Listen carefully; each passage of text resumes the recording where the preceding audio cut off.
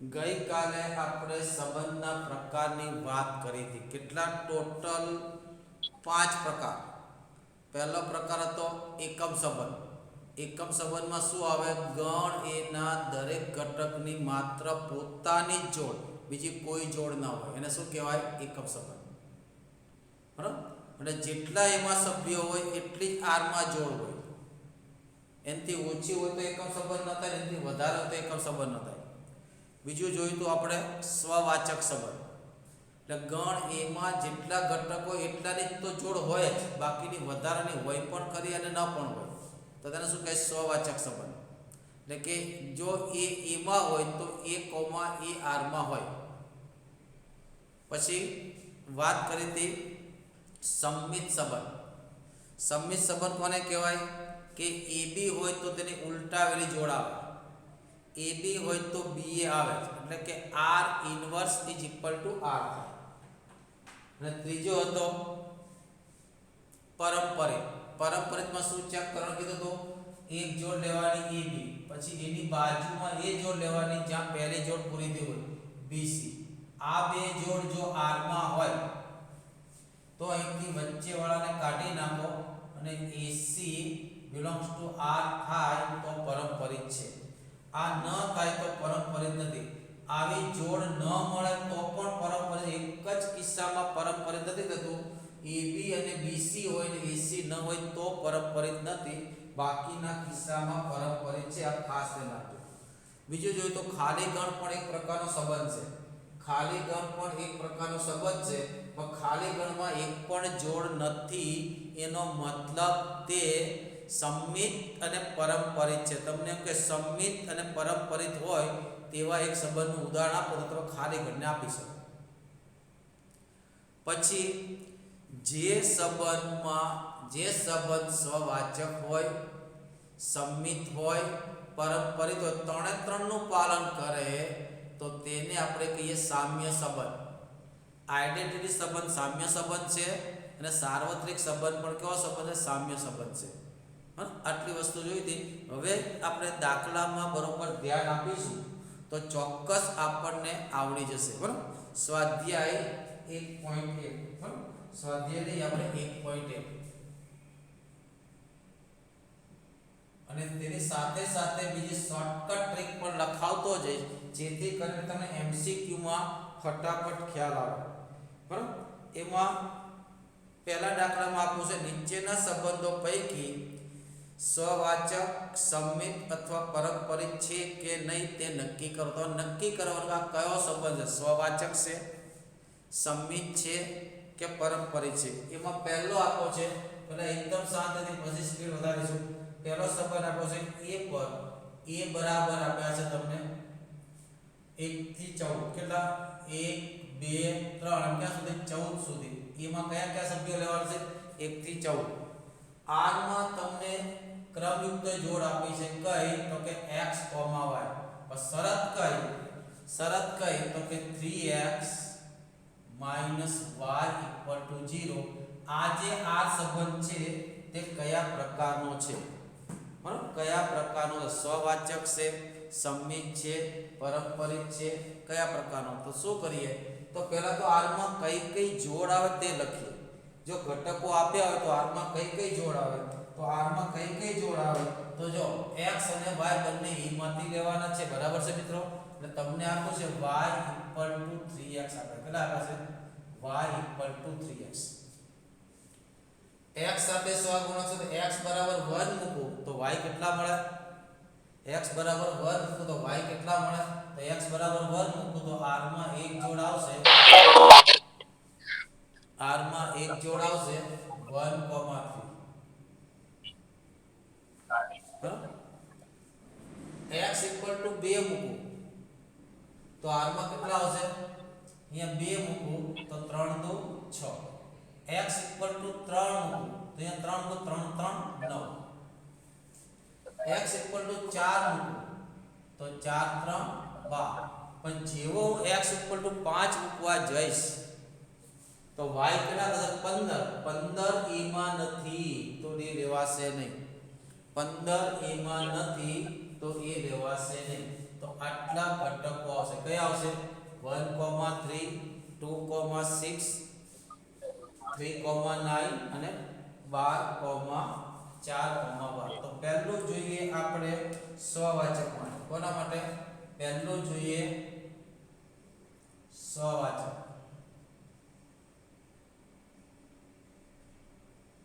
સ્વવાચક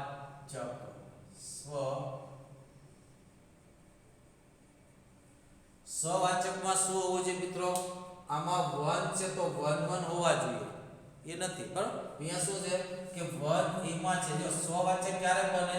તો આની અંદર 1 1 હોય, 2 2 હોય, 3 3 હોય, 4 4 એમ 14 14 સુધી બધા જ. બીજા એક્સ્ટ્રા હોય તો વાંધો નહીં, પણ 1 1 2 2 3 3 4 4 હોવા જોઈએ. તો સ્વવાચક નથી. કારણ નથી શકતો અહીંયા 1 belongs to A, પણ 1,1 does not belongs to A માં નથી, R માં. સોરી, ખ્યાલ આવ્યો કે નહીં? કે આમાં 1,1 નથી. આમાં કોણ નથી? 1,1 નથી, માટે આ સ્વવાચક નથી. બીજું લઈએ આપણે સંમિત માટે. કોના માટે? સંમિત માટે. તો સંમિત માટે મેં સીધું કીધું કે અહીંયા 1,3 છે તો એ પેર ઉલટાવો. પેર શું કરો? ઉલટાવો તો આવશે નહીં. આમાં 1,3 છે ને, 1,3 છે પણ 3,1 નથી. અહીંયા શું છે કે 1,3 belongs to R, પણ તેની reverse pair 3,1 does not belongs to R, માટે શું નથી? સંમિત નથી. સંમિત નથી. હવે પરંપરિત માટે ખાસ ધ્યાન આપવાનું મિત્રો. પરંપરિત કોના માટે? ત્રીજું આવશે પરંપરિત. પરંપરિતમાં શું લખાય? તો ફરી એકવાર યાદ રાખો, એક જોડ કોઈ પણ લેવાની AB, બરાબર. હવે એની બાજુમાં કઈ જોડ મૂકવાની? જ્યાં પહેલી જોડ પૂરી થતી હોય ત્યાંથી શરૂ થતી બીજી જોડ, એટલે બાજુ કઈ લખવાની? BC. પછી શું જોવાનું? આ બંનેને કાઢી નાખો તો AC છે કે નહીં. તો માની લો કે હું એક જોડ લખું 1,3. કઈ લખું? 1,3. તેની બાજુમાં કઈ જોડ લખીશું? બાજુમાં કઈ લખીશ? તે 3 પણ પૂરી થાય. 3 થી શરૂ થતી કઈ જોડ છે? 3,9. આ બંને R માં છે, પણ 3 3 કાઢી નાખો તો 1,9 R માં નથી, પણ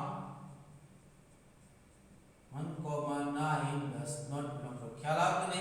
પહેલા કઈ જોડ લખી? 1,3 લખી. પછી એની બાજુમાં કઈ લખું? તો આ જ્યાં પૂરી થઈ છે ત્યાંથી શરૂ થયેલી જોડ લખો. ત્યાંથી શું લખો? શરૂ થયેલી જોડ લખો, બરોબર. અહીંયા 3 થી પૂરી થઈ હતી તો 3 થી શરૂ થતી જોડ કઈ છે? 3,9. 3 3 કાઢી નાખ્યા, વધ્યું કોણ? 1,9. 1,9 R માં નથી, માટે R પરંપરિત નથી. ના સ્વવાચક પણ નથી, સંમિત પણ નથી, પરંપરિત પણ નથી. ને ખાસ યાદ રાખજો મિત્રો કે જ્યારે આ પ્રકારનો સંબંધ હોય y mx c, કયો હોય? આ પ્રકારનો સંબંધ એક પણ પ્રકારનો સંબંધ નથી. ખાસ યાદ રાખજો, y mx c અથવા તો સુરેખ સમીકરણ જ્યાં સહગુણકો 1 ન હોય, અચળ પદ 0 ન હોય, આ પ્રકારનો હોય જ્યાં m not equal to 1 અને c not equal to 0. તો એક પણ પ્રકારનો સંબંધ ન થાય. શું થાય? એક પણ પ્રકારનો, એટલે સ્વવાચક ન થાય, સંમિત ન થાય અને પરંપરિત ન થાય. ધ્યાન આ પ્રકારનો છે ને, જો y equal to 3x, બરાબર. જે શું થાય? જે એક પણ પ્રકારનો જે સ્વવાચક, સંમિત કે પરંપરિત ન હોય, અને આવું સમીકરણ હોય y mx c, ત્યારે સમજી લેવાનું ત્યાં m બરાબર 1 ન હોવો જોઈએ અથવા c બરાબર 0, બેમાંથી એક ઓછા ઓછો ન હોવો જોઈએ, બરાબર. બંને હોય m બરાબર 1 હોય ને c બરાબર 0 હોય તો ઇક્વલ ટુ થઈ ગયા ઇક્વલ ટુ બધા સંબંધ થાય બરોબર ઇક્વલ ટુ બધા સંબંધ થાય ધ્યાન રાખજો y ઇક્વલ ટુ x એ દરેક પ્રકારનો સંબંધ છે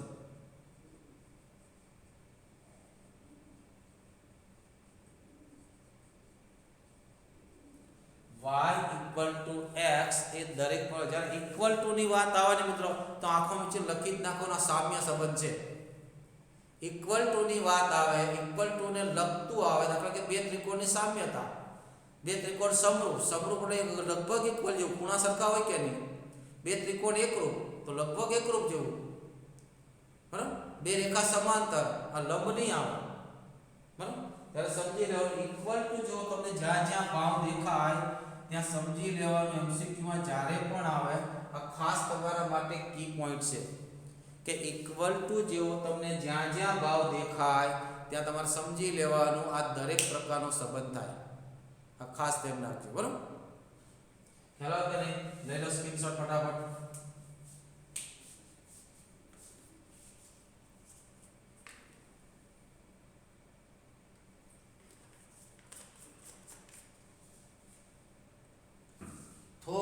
થોડુંક મુશ્કેલ આવશે પણ જેમ જેમ તમે એને કવર કરતા જશો તેમ તેમ તમને એના પર કોન્કર થતા જશો બરોબર એમાં તમને આરામથી એમાંથી વિજય મેળવી શકશો રાઈટ જો બીજો દાખલો લઈએ આપણે પહેલાનો બીજો દાખલો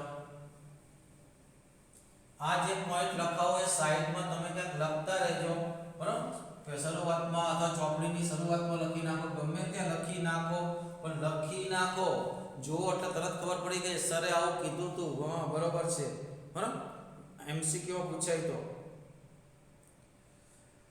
પછી પ્રાકૃતિક સંખ્યા ગણ પર આધારિત સંબંધ બરાબર બીજો દાખલો છે n પરનો સંબંધ n પરનો સંબંધ એટલે 1 2 3 4 5 બધી જ પ્રાકૃતિક સંખ્યા n પરનો સંબંધ શું કીધું y બરાબર x 5 બરાબર n પરનો સંબંધ શું કીધું y સંબંધ r માં શું આપ્યું છે xy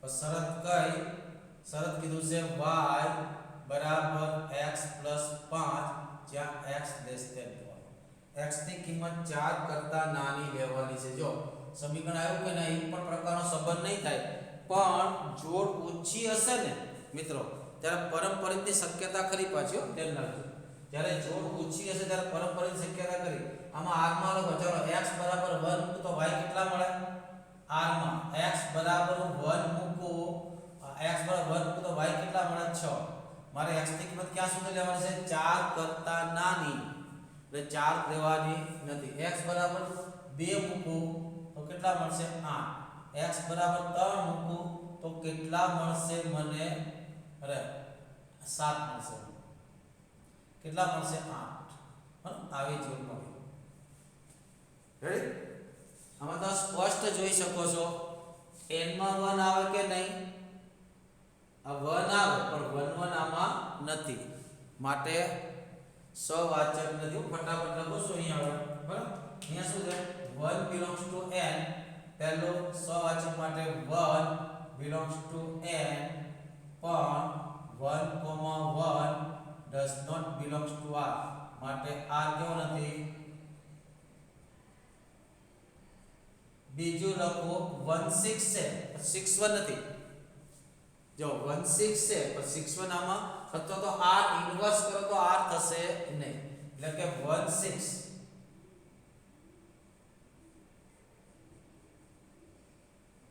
r પણ 61 does not belongs to r માટે કેવો નથી સંમિત નથી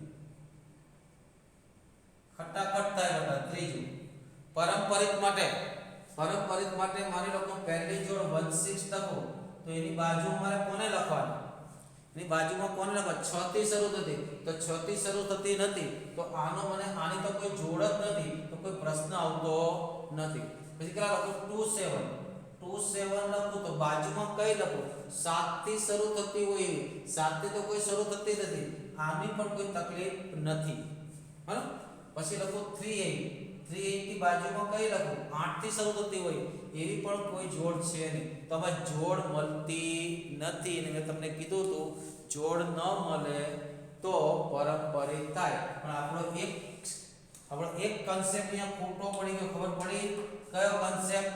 તો કે y mx c વાળો ખોટો કેમ પડ્યો? કે આમાં જોડ ઓછી આપી છે. જોડ વધારે હોય તો વાંધો આવે નહીં, બરાબર? તો આની અંદર આપણને જોડ મળતી નથી તો શું છે? જોડ ન મળે તો પણ પારંપરિક છે. યાદ રાખજો મિત્રો, બરાબર? જોડ ન મળે તો પણ પારંપરિક. 1 6 ની કોઈ જોડ નથી, 2 7 માટે પણ કોઈ જોડ નથી, 3 8 માટે પણ કોઈ જોડ નથી. કોઈની કોઈ સાથે બે પેર મળતી નથી કે જેથી એની આપણે જોડી બનાવી શકાય. તો અહીંયા લખી શકો તો કે AB અને BC belongs to R થાય તેવી જોડ મળતી ને જોડ ન મળે તો આ કેવો છે? પારંપરિક છે. જોડ ન મળે તો આ કેવો છે? પારંપરિક છે. ધ્યાન રાખજો મિત્રો. અત્યારે બધા દાખલા એટલા માટે શીખવાનું છું કે તમારો કન્સેપ્ટ મજબૂત થાય. કે ગણતરી નથી, તમારે કન્સેપ્ટ મજબૂત કરવા માટે તમને કરાવવું પડે. પછી ત્રીજો દાખલો છે. એમાં શું કીધું છે? કે a બરાબર 1 થી 6. a બરાબર કેટલા છે? તો ગણ એક નો સંબંધ આપો છે 1 2 3 4 5 6. સંબંધમાં r માં તમને આપ્યું છે xy. પણ xy વચ્ચે રિલેશન કયો છે? y એ x વડે વિભાજ્ય છે. કોણ? y એ x વડે વિભાજ્ય છે. તો આનો મતલબ શું થાય ભાઈ? y એ x વડે વિભાજ્ય છે એનો મતલબ શું થાય? y ને તમે x વડે ભાગી શકો છો. અને બીજું શું લખાય? y ને તમે x વડે ભાગી શકો છો, નિશેષ ભાગી શકો છો. ભાગી તો શકાય પણ નિશેષ ભાગી શકાય. એનો મતલબ શું થાય? y ના છેદમાં x પૂર્ણાંક છે ને. આનો ઇન શોર્ટ મતલબ શું થાય? y ને y એ x વડે વિભાજ્ય છે તો y ને તમે ડિવાઈડ કરી શકો છો, ભાગાકાર કરી શકો અને આન્સર કેવો આવશે? પૂર્ણાંક આવે છે. એટલે એનો મતલબ એ થયો કે y ના છેદમાં x પૂર્ણાંક મળવો જોઈએ. શું? y ના છેદમાં x શું મળવો જોઈએ? પૂર્ણાંક મળવો જોઈએ. ખ્યાલ આવે ને? આનો મતલબ એવો થયો, બરાબર? કે y ના છેદમાં x પૂર્ણાંક મળે. દાખલા તરીકે 6 એ 3 વડે વિભાજ્ય છે કે નહીં? હા. કેમ છે? તો 6 ના છેદમાં 3 મૂકો તો 2 આવે. 12 એ 5 વડે વિભાજ્ય છે કે નહીં? નથી. કારણ શું? 12 ના છેદમાં 5 કરો તો પૂર્ણાંક મળતો નથી, બરાબર? એટલે આ સ્ટેટમેન્ટમાં અટવાયા વગર આનું તમારે ગાણિતિક સ્વરૂપ તમે એકવાર લખી નાખો તો તેને સમજવું બહુ સરળ થઈ જાય. આની જગ્યાએ એમ પણ કે y એ x નો અવયવી છે, એમ પણ કે x એ y નો અવયવ છે, એમ પણ કે y એ x નો ગુણક છે. ઘણા બધા વર્ડ્સ વાપરી શકે. કેટલા બધા એકનું એક સ્ટેટમેન્ટ ગણિતની અંદર ઘણી બધી રીતે રજૂ કરી શકાય, બરાબર? તો તમારે શું ધ્યાન રાખવાનું કે એવી જોડ લેવાની કે y ના છેદમાં x કેવો થાય? પૂર્ણાંક થાય. y ના છેદમાં x કેવો થાય? પૂર્ણાંક થાય. જો તો પહેલા તો હું માની લો કે x બરાબર 1 કેટલા મૂકું? r માં x બરાબર 1 લઉં તો અહીંયા 1 લઉં તો ઉપર કયા લઈ શકું? વિચારો તો. પછી છેદમાં 1 તો ઉપર કોઈ પણ લઈ શકાય ને યાર. x બરાબર 1 લઉં તો y બરાબર એ 1 તો 1 ના છેદમાં પૂર્ણાંક, 2 ના છેદમાં પૂર્ણાંક, 3 ના છેદમાં પૂર્ણાંક, 4 ના છેદમાં પૂર્ણાંક. પણ x બરાબર કેટલા લઉં? 1 લઉં તો y બરાબર કેટલા આવે? બધી જ કિંમતો આવે. એટલે કઈ આવશે? 1 1 1 2 1 3 1 4 અને 1 5. ક્લિયર? ખ્યાલ આવ્યો કે નહીં મિત્રો? હા. પછી માની લો કે x બરાબર 2 મૂકું. કેટલા મૂકું? x ની જગ્યાએ 2 મૂકું તો અંશમાં કેટલા મૂકી શકો બેટા? તો 2 વડે કોને કોને તમે ભાગી શકો? આમાંથી 2 વડે કોને ભાગી શકો? તો 2 4 ને 6, બરાબર? કે y બરાબર કેટલા લખી શકાય? 2 પણ લખી શકાય, y બરાબર 4 પણ આવી શકે ને y બરાબર 6 પણ આવી શકે. અમારે તો 3 મૂકું. કેટલા મૂકું? 3.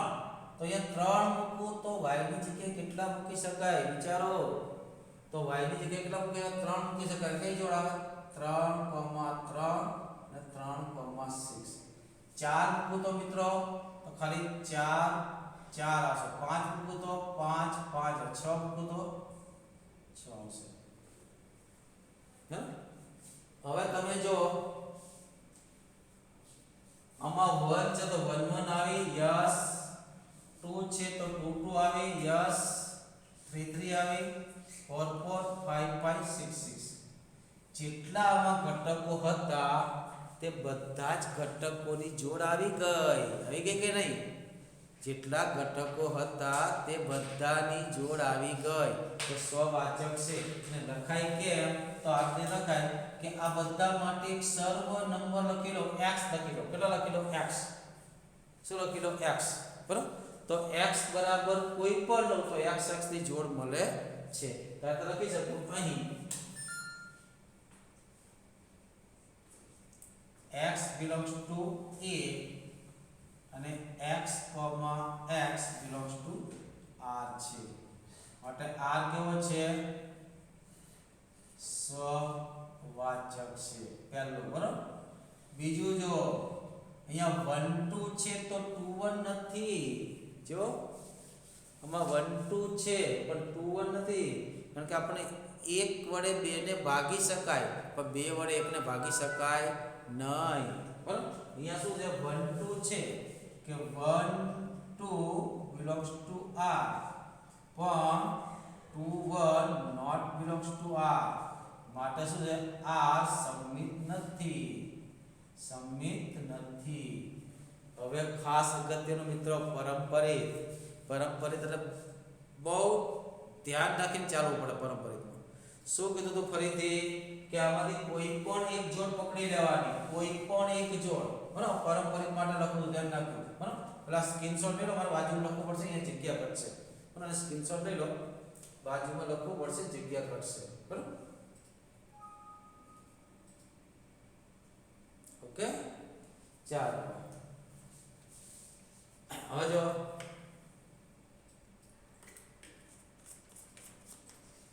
પારંપરિક માટે લખવા જઈએ તો ધ્યાન રાખજો. બરાબર મિત્રો? જે આનો ફરીથી સ્ક્રીનશોટ લઈ લેજો. અહીંથી આપણે આ તરફ જઈ રહ્યા છીએ ઉલટી દિશામાં. ઓફલાઈન શરૂ થશે ત્યારે આપણું આમ જ ચાલશે, લેફ્ટ ટુ એટલે. જો પારંપરિક માટે મેં તમને શું કીધું? પહેલા કોઈ પણ એક જોડ લખવાની, AB એટલે આમાંથી જ લેવાની. તે ના તો જનરલ લખી છે. પછી પહેલી જોડ જ્યાં પૂરી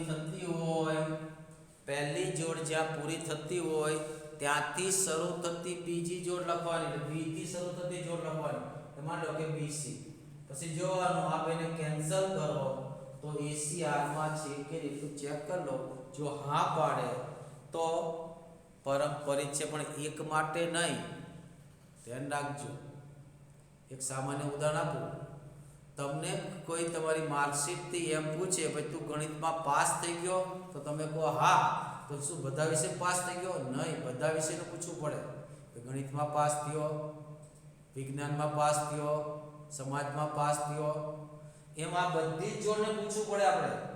ભાઈ બધા માટે થાય છે કે નહીં? હા, એક તમને એમ કહી દે ભાઈ ગણિતમાં પાસ થયો તો કે નહીં નપાસ થયો, તો મારે બીજાનું પૂછવાની જરૂર ન પડે, હવે નપાસ જ ગણાય. એ ઓટોમેટિક ફેલ જ ગણાય. બરાબર? એટલે ખાસ બધી જોડ માટે ચેક કરવાનું. પણ અહીંયા એક ખાસ ધ્યાન રાખવાનું. બરાબર? કે આટલી બધી જોડ છે તો મરી જઈએ, આટલી બધી જોડ કરવા જઈએ તો સીધી વાત છે.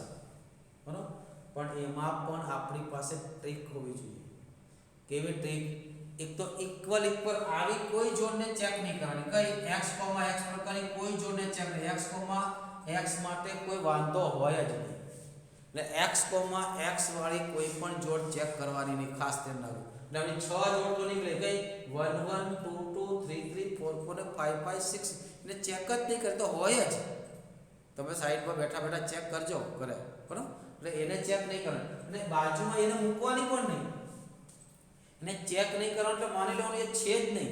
આપણી પાસે છે ને એવું માનવાનું છે તો કરી તો પાછું બરાબર એવું માનવાનું કે આપણી પાસે આટલી જ્યારે પારંપરિક ચેક કરીએ છીએ ત્યારે મારી પાસે આ ઇક્વલ વાળી કોઈ જોડ છે જ નહીં એટલું જ માનતો વધી કેટલી જોડ 1 2 3 4 5 5 ને 6 ને ચેક કરવાની કેટલી હેલો બાકી તમે બધાને ચેક કરવા જાઓ કેટલી છે 6 6 12 જોડ ચેક કરવા જાઓ તો લગભગ તમારી 20 મિનિટ પૂરી થઈ જાય હા એટલે શું કીધું ઇક્વલ આ ચોપડીમાં બધી જોડ ચેક કરેલી છે નવનીતમાં બધું જ ચેક કરેલું છે પણ આપણે એ ચેક કરવાનું નથી એ ખાસ ધ્યાન રાખવું કઈ જોડ ચેક નહીં કરવાની ઇક્વલની જોડ ચેક નહીં કરવાની સ્વવાચકની જોડ ચેક નહીં કરવાની આ ધ્યાન રાખજો આઇડેન્ટિટીની જોડ ચેક નહીં કરવાની હા એટલે હું ક્યાંથી સ્ટાર્ટ કરીશ 1 1 થી સ્ટાર્ટ નહીં કરું પારંપરિક માટે કોના માટે પારંપરિક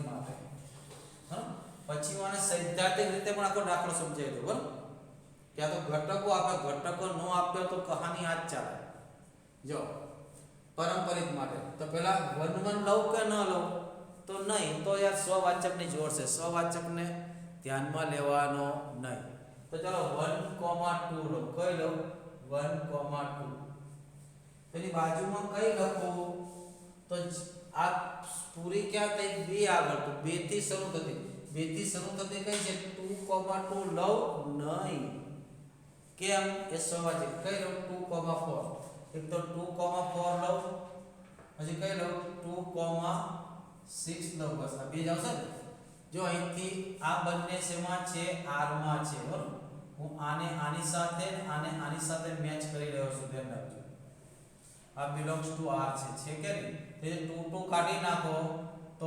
1,4 r માં છે કે નહીં ચેક કરો અહીંથી 2 2 કાઢી નાખો 1,6 r માં છે કે નહીં ચેક કરો તો 1,4 પણ છે ને 1,6 લખવાની રહી ગઈ 1,6 આવે બટા બરોબર કે અહીંયા 6 નીચે એક કોઈ ભૂલથી રહી ગઈ 1,6 એ બંને r માં છે તો ચાલો આ ભાઈ તો પરીક્ષામાં પાસ થઈ ગયા 1 2 પાસ થઈ ગયો 1 2 ને કોઈ મુશ્કેલી નડી નહીં હવે કઈ લખું 1,3 કઈ લખું 1,3 એની બાજુમાં કઈ લખું 3 થી શરૂ થતી હોય તેવી 3 થી કઈ શરૂ થાય છે આ લખું નહીં 3,6 લખું બીજી કોઈ છે નથી તો 3 ને કાઢી નાખો તો 1,6 પણ r માં છે આ ભાઈ પણ પાસ થઈ ગયા હવે કોનો વારો 1,4 કોનો વારો 1,4 તો 1,4 ની બાજુમાં કઈ લખું કે પહેલો અક્ષર 4 હોય તે તો 4 4 આની કોઈ જરૂર છે નહીં બરાબર પછી તો કઈ વધતું જ નથી તો આની તો જોડ જ નથી મળતી ભાઈ તો જોડ નથી મળતી એનો આપણને ક્યાં વાંધો છે તો આ ભાઈ પણ પાસ થઈ ગયા આની જોડ નથી તો આ પણ પાસ ચોપડી નહીં આવે પાસ થઈ ગયા પછી કોનો વારો 1,5 તો 1,5 ની બાજુમાં કઈ લખું તો 5 થી શરૂ થતી એક જ આ તો ઇક્વલ વાળી છે આને તો લખવાની જ ન આવે બરાબર તો એની માટે પણ જોડ નથી તો આ ભાઈ પણ પાસ થઈ ગયા પછી 1,6 આ રીતે લખવાનું ધ્યાન રાખજો બરાબર પરીક્ષામાં તો જોશે નહીં તમે તો આન્સર શું આપીએ જોશે બરાબર 1,6 લખું બાજુમાં કઈ લખું 1,6 ની બાજુમાં કઈ લખું 6 થી શરૂ થતું આ તો ઇક્વલ વાળી છે એ લખવાની જરૂર નથી તો આ ભાઈ પણ પાસ થઈ ગયા ચાલો પછી અહીંયા 2,4 તો 2,4 ની બાજુમાં કઈ લખું તો 4 થી શરૂ થતી 4 તો ઇક્વલ વાળી છે તો આ ભાઈ પણ પાસ થઈ ગયા 2,6 બાજુમાં કઈ લખું 6 થી શરૂ થતી તો 6 6 છે તો લખવાની હતી આ ભાઈ પણ પાસ થઈ ગયા તો 3 6 પણ પાસ છે બધા જ પાસ થઈ ગયા બધા જ શું થઈ ગયા પાસ બાકીનામાં તો જોડનું કોઈ જરૂરત નથી લખવાની જરૂર નથી માટે r કેવો છે પારંપરિક છે માટે r કેવો છે પારંપરિક છે બરાબર ને ગોલ્ડન સ્ટેટમેન્ટ લખી લો મિત્રો એ ગોલ્ડન સ્ટેટમેન્ટ કે x એ y નો અવયવ અથવા તો x એ y નો અવયવી બરાબર આવું સ્ટેટમેન્ટ આવે એટલે સમજી લેવાનું એ સ્વવાચક અને પારંપરિક થશે પણ સબમિટ થશે નહીં, એટલે આ તમે યોગ્ય જગ્યાએ ઉતારી લેજો. કયો હોય, કયો સંબંધ હોય? x એ y નો અવયવ. અવયવ એટલે બધું જ આવી ગયું. વિભાજ્ય છે, ગુણક છે, અથવા તો x એ y નો અવયવી. અવયવી આવું સ્ટેટમેન્ટ આવે તો આ કોણ હોય? સ્વવાચક અને પરંપરિત. પરંપરિત પણ થાય, પણ સંમિત થાય નહીં. ખાસ ધ્યાન રાખજો. x એ y નો અવયવ અથવા તો અવયવીઓ કોઈ પણ વર્ષ વાપરે એટલે તમારે સમજી લેવાનું એ શું થાય? સ્વવાચક પરંપરિત થાય પણ શું ન થાય? સંમિત થાય ને. ખાસ ધ્યાન રાખો. એટલે એમસીક્યુ માં જ્યારે આવું પૂછાય એટલે ખાટ લઈને આપણે ખબર પડી જોઈએ. સેજ પણ વિચારે અવયવ છે, સંમિત નથી, બાકી છે. અવયવી છે, સંમિત નથી, બાકી છે. ઓકે, લઈ લો સ્ક્રીનશોટ.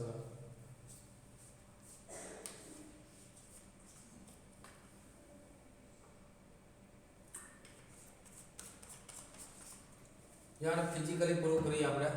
ત્યાં તો આંકડા આપ્યા હતા. આંકડા ન આપ્યા હોય તો કેવી રીતે સાબિત કરવું? બરોબર, તો આંકડા આપ્યા હતા. આંકડા ન આપ્યા તો કેવી રીતે સાબિત કરવું? ફટાફટ. બરોબર, સમય ઓછો છે આપણે. તમને એમ કે ગણ n પરનો સંબંધ, બરાબરનો ગણ n પરનો સંબંધ, ગણ n પરનો સંબંધ આ x, y, જ્યાં x એ y નો અવયવ. આ સવાચક સંમિત, સવાચક છે, સંમિત નથી અને પરંપરિત. તો અહીંથી તમને શું ખબર પડે? x એ y નો અવયવ. x એ y નો અવયવ. કોણ અવયવ? x. કોનો? y નો. y ના છેદમાં x પૂર્ણાંક. y ના છેદમાં x પૂર્ણાંક. આનો મતલબ શું થાય?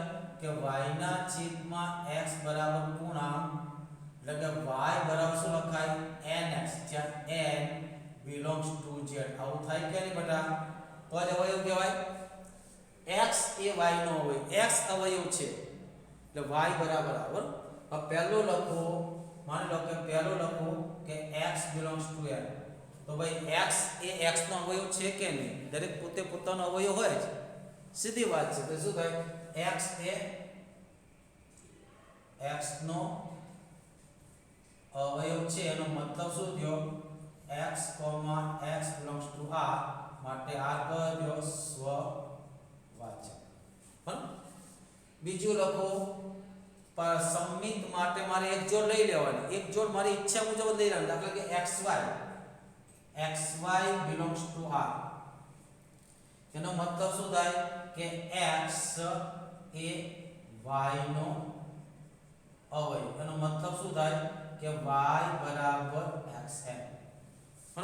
તો x બરાબર કેટલા થાય? તો x બરાબર કેટલા થાય? તો કે y ના છેદમાં આ તો પૂર્ણાંક આવે જ નહીં. આ તો પૂર્ણાંક આવે જ નહીં કેમ કે n વડે ભાગાકાર થયેલો છે. બરાબર, એનો મતલબ શું? આપણે તો શું આવવું જોઈએ? કે x બરાબર, આપણે તો xy આવ્યા, તો આપણે yx ને લાવવા હોય તો મારે સાબિત કરવું પડે x બરાબર પૂર્ણાંક ઇન્ટુ y. આ તો 1 ના છેદમાં તો અપૂર્ણાંક થઈ ગયું. બરાબર, માટે શું થઈ ગયું? x બરાબર અપૂર્ણાંક ઇન્ટુ y. એનો મતલબ અવયવ નથી, માટે yx does not belong to r. માટે શું થાય? સંમિત નથી. હવે લો પરંપરિત માટે. કોના માટે? પરંપરિત માટે બે જોડ લઈ લેવાની. બે જોડ લઈ લેવાની, પણ કેવી જોડ લેવાની? પહેલી જોડ કોઈ પણ લો. માનો કે પહેલી જોડ હું xy લઉં તો બીજી જોડ કઈ લેવાની? y થી શરૂ થતી. yz belongs to r. તો xy r માં છે, yz r માં છે, તે y બરાબર x1 xn લખાય. અહીંયા કોના બરાબર? z બરાબર ny લખાય. બંને n અલગ અલગ હોઈ શકે.